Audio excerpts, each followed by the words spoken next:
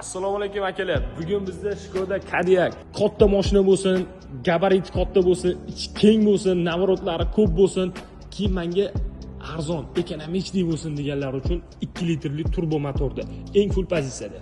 Beskluchovoy dostuplari bor mashinamizni.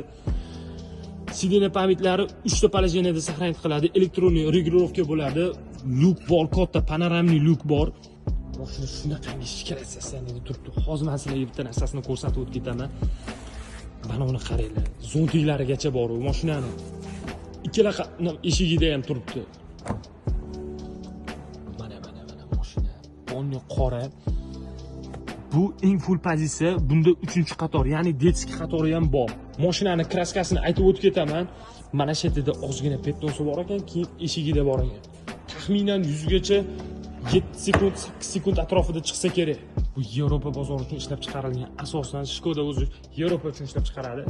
Xo'p, mashinaning texnik ma'lumotlarini beradigan bo'lsam, 2 litrli turbo motorda 104 ming probegda, mashinaning yili 2020. Bunaqangi komfortli, bunaqangi texnologichniy Skodamizning narxi 20 $300.